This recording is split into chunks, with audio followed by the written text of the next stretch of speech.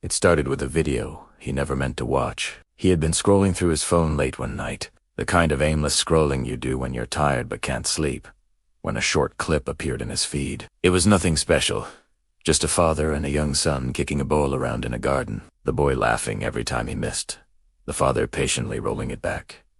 No music, no commentary, just that simple, ordinary thing. He watched it 3 times before he put the phone down. He lay there in the dark for a long time after that, staring at the ceiling, his chest tight in that familiar way it got when something reached him before he could stop it. His wife was asleep beside him.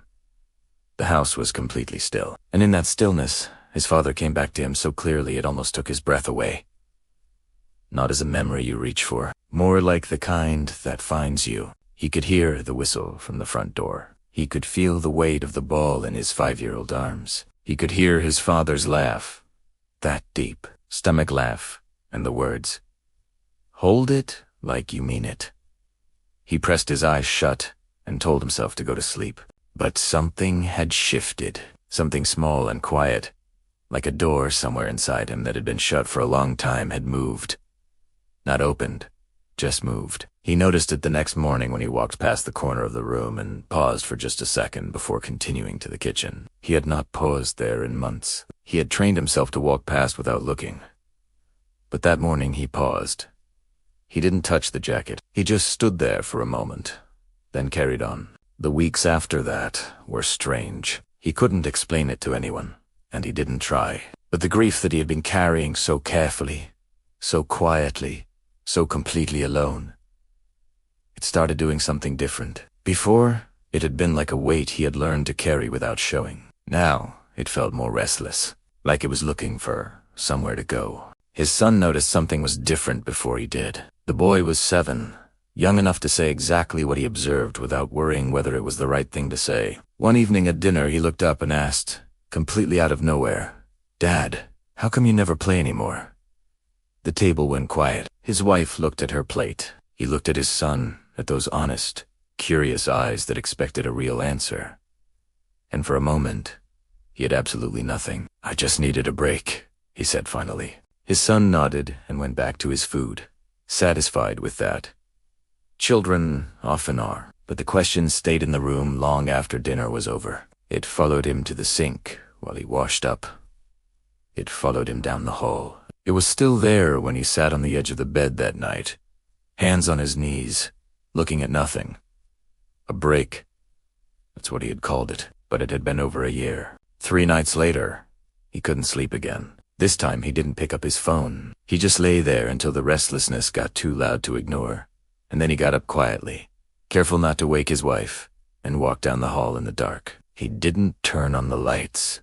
He sat down on the floor in the corner of the room, his back against the wall, the covered ball just beside him.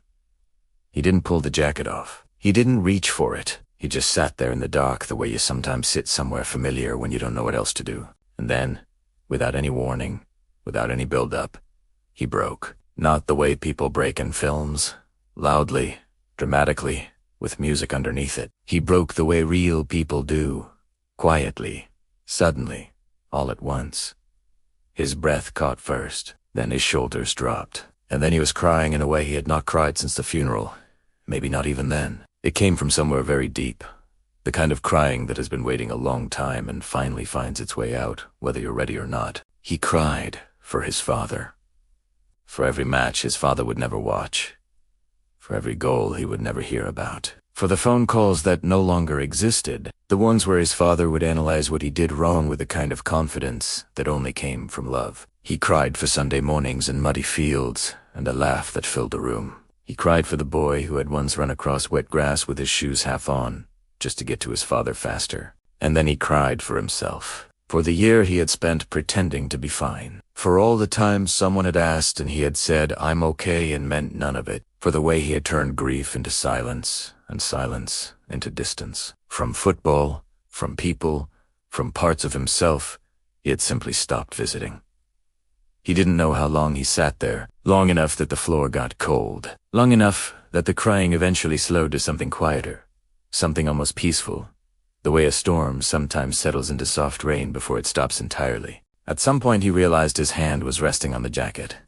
He hadn't reached for it deliberately. It had just happened, the way your hand sometimes finds something in the dark without you deciding to look for it. He felt the shape of the ball underneath the fabric, and he didn't move his hand away. He just held it there, feeling the familiar round weight of it through the cloth, and breathed. He thought about his father. Not the hospital version, not the tired, fading version that the last few months had left him with. He thought about the version that had been there first and longest, the man at the front door with the whistle, the man who drove 2 hours in the rain, the man who always stayed after to say what you did right before he said what you did wrong. That man. The real one. And he thought about what that man would say if he could see this. If he could see his son sitting on a cold floor in the dark, a year's worth of silence between himself and the thing he loved most, a jacket over a ball like a cloth over something finished. He knew exactly what his father would say. He pulled the jacket off. In the dim light coming through the curtain gap, the ball looked exactly as it always had. A little worn in places, the same scuff on the left side from a match years ago that he had never bothered to buff out. He picked it up with both hands and held it in his lap, and the weight of it, that real, physical weight, did something to him that he hadn't expected. It felt like holding something he had almost lost, not the ball itself. Something else, something harder to name. His fingers found their old position without him thinking about it. Muscle memory, they call it. But it feels like more than that. It feels like the body remembering what the mind has been trying to forget. He sat there holding it for a long time. Then, slowly, he got to his feet. He walked to the back door and opened it. The garden was dark and cold, and the grass was damp. He stood in the doorway for a moment, feeling the night air on his face, the ball in his hands. His heart was doing something complicated. There was grief in it still, yes, but there was something else too. Something that had been missing for so long he almost didn't recognize it. He stepped outside. He bounced the ball once, on the grass. Then again, the sound of it in the quiet night was so ordinary, so familiar, so completely unchanged by everything that had happened that his throat tightened all over again. A light turned on in the bedroom upstairs. A few moments later, the back door opened a little wider, and his son appeared in the frame. Hair messy, eyes half open, wearing the oversized shirt he always slept in. The boy looked at his father standing in the dark garden, ball in his hands, and said nothing for a moment.